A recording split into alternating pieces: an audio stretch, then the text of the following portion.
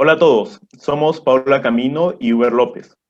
En esta entrega de la histeria mitológica, a partir del mito de los juicios de París, conversaremos sobre el problema de la imparcialidad e independencia de quienes resuelven nuestras controversias, los juzgadores. El mito de los juicios de París inicia con el matrimonio entre Peleo, un mortal, y Tetis, una ninfa del mar. A esta pomposa boda fueron invitados todos los dioses a excepción de uno, Eris, la diosa de la discordia.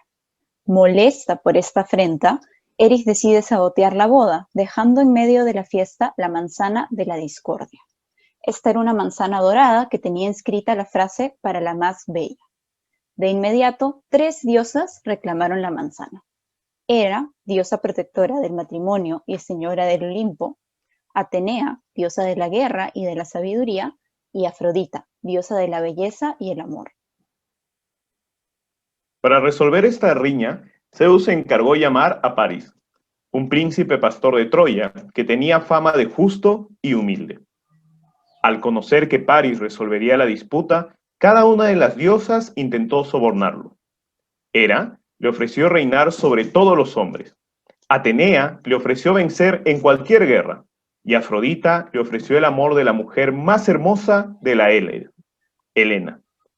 París decidió darle la manzana a Afrodita, eligiendo el amor de Helena, ganándose el odio de Hera y Atenea y plantando la semilla para la destrucción de Troya.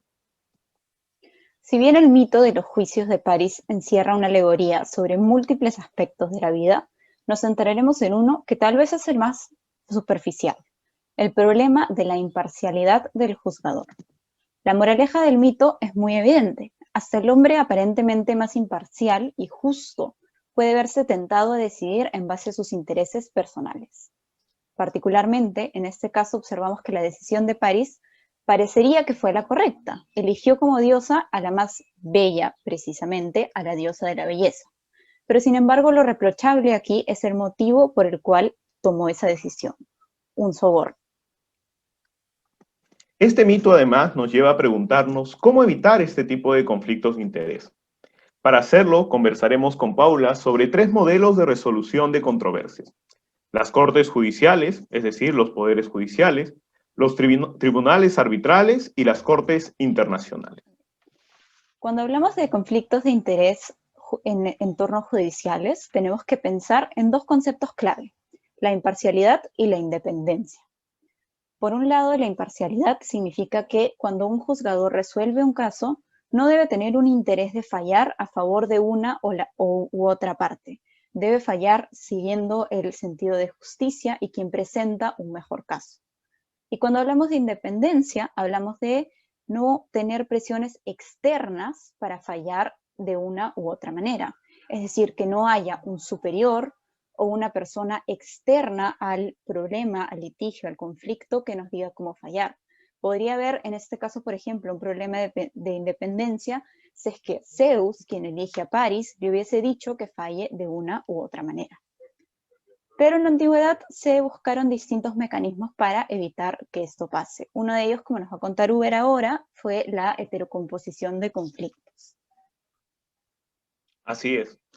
Originalmente, los conflictos no se resolvían ante cortes judiciales ni ante jueces institucionales.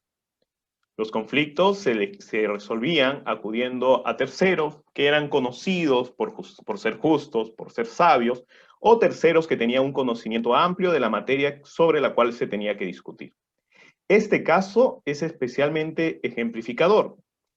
En este caso tenemos que las partes llaman a un tercero que tiene fama de justo, que tiene fama de humilde, que es justamente París, ¿no? ¿Y quién lo llama? Zeus. ¿Y por qué lo llama Zeus? Porque uno pensaría que en este espacio, en el espacio de la boda, que en realidad es una metáfora del espacio de la interrelación entre los dioses, quien tenía la potestad de resolver esta controversia era justamente Zeus, como dios del Olimpo y dios de todos los dioses. Sin embargo, él decide no hacerlo y encargárselo a un tercero. Y hace esto porque había un claro problema de independencia e imparcialidad. Un problema de imparcialidad porque 2 de las contendientes en la disputa eran familiares directas de Zeus. Hera, su esposa, y Atenea, su hija. Y además Zeus tenía un problema de falta de independencia. Cuando uno revisa la mitología y cómo se origina todo este conflicto sobre la manzana de la discordia, nota de que todo fue planeado por Zeus y la diosa Temis. Zeus planeó que no se invitara a Eris, justamente para que lleve la manzana de la discordia y cree toda esta riña. Entonces Zeus tampoco podía resolver la controversia. Después de todo, él fue el que creó el conflicto.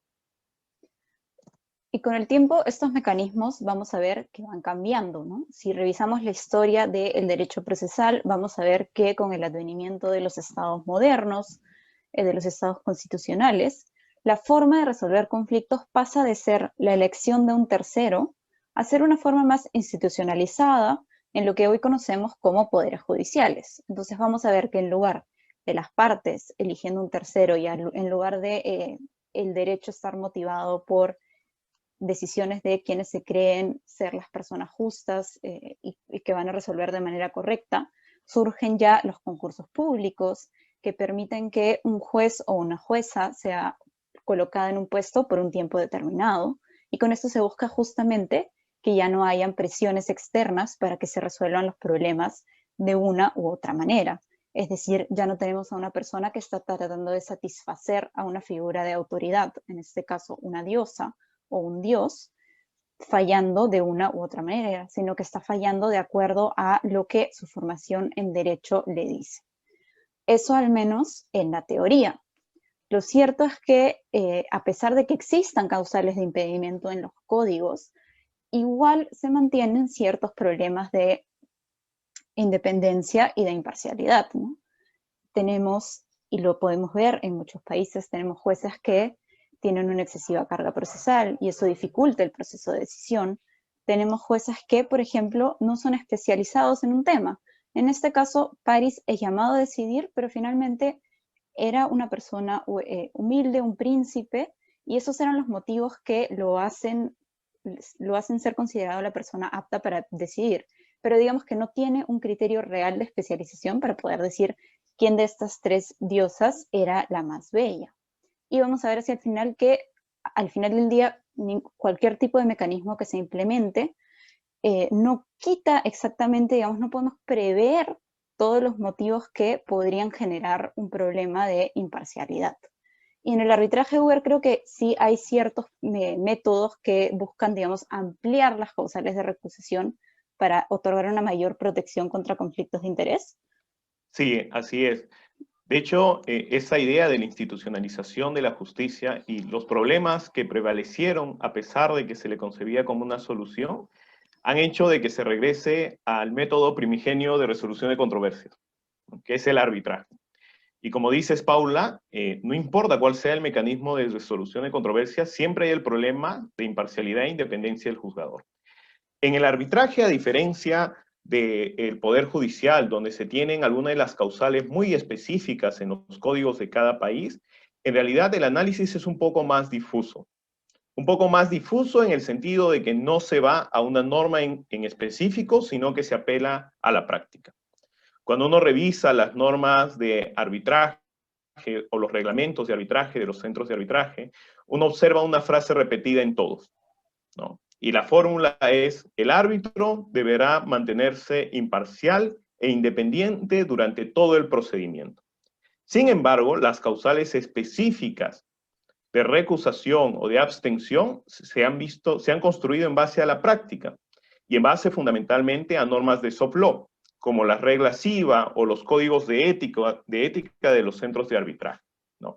Entonces, claro, una situación como la que se presenta en este caso, que es un arbitraje, claramente hubiera sido causal de recusación en contra del árbitro, de Paris, si se descubría el conflicto del soborno. Claro, y otra cosa que habíamos mencionado al inicio es cómo esto se refleja en los tribunales internacionales, donde nos enfrentamos, digamos, al mismo problema, pero con unas dimensiones distintas, ¿no?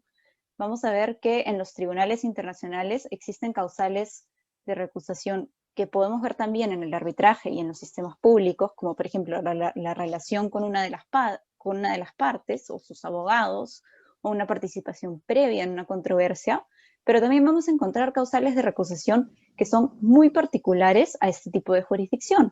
Por ejemplo, en los tribunales de derechos humanos, un juez puede abstenerse de resolver un caso contra el país de su nacionalidad, justamente porque esto podría generar una serie de problemas. En nuestro mito pasa lo opuesto.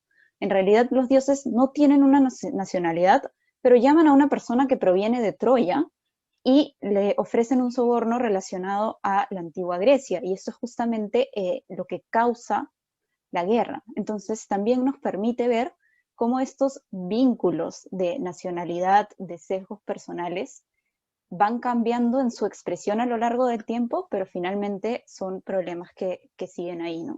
Y un problema bien grande, digamos, en la toma de decisiones de casos judiciales, arbitrales, etcétera, es el problema de los sesgos personales. Finalmente, como decíamos al inicio, la decisión que toma París puede ser considerada una decisión correcta, porque elige a la diosa de la belleza, que aparece, de acuerdo con la mitología, según lo que cada uno considera más bello, como la ganadora de este concurso. Pero no lo hace porque aparece como la más bella, lo hace porque le ofrecen un soborno, que en realidad es la persona de Helena. Y de hecho, la gran pregunta es, ¿cómo nos protegemos frente a estos sesgos? ¿No? Al final, tener estos sesgos, tener los intereses personales, es totalmente humano. Y creo que esa también es parte de la moraleja de los juicios de París, ¿no? Hasta la persona aparentemente más imparcial tiene intereses personales. Como juzgadores, lo importante es ser consciente de los sesgos, saber de que no toda decisión responde a cuestiones objetivas, ni que toda decisión es tomada de forma racional, sino que también hay intereses subjetivos que pueden movernos a estar más de acuerdo hacia una decisión y estar en contra frente a otra posición, ¿no? Y al final esa conciencia de los sesgos que una persona tiene, sumado a un deber de argumentación, hacen que las decisiones puedan ser más razonables y justas, ¿no? En este caso la decisión parecía correcta, pero la argumentación fue totalmente inexistente. París fue guiado por un soborno, ¿no? Tal vez distinta hubiera sido la historia si es que París hubiese motivado su decisión en que la diosa más hermosa para él era justamente la diosa de la belleza, que se le mostró de la forma más bella imaginable posible. Y para las partes, este mito también nos deja las lecciones de cómo debemos interactuar con un juzgador, no solo actuando de manera, digamos, correcta frente a él, sino también teniendo en cuenta qué tipo de argumentaciones en el mito fueron sobornos, pero en el caso de nosotros que actuaremos como partes en un proceso, qué argumentaciones van a ser más convincentes para el juez. En este caso, cada una de las diosas ofreció lo que para ella era más valiosa, pero no necesariamente pensando en lo que para París iba a ser más convincente. Y es por eso que Afrodita finalmente es quien tiene éxito convenciéndolo de fallar a su favor. Esperamos que estas reflexiones les hayan resultado útiles. Particularmente encontramos que la mitología griega nos enseña a entendernos mejor como seres humanos y también a formarnos como mejores abogados. Los invitamos a seguir las siguientes publicaciones de la Histeria Mitológica. Muchas gracias.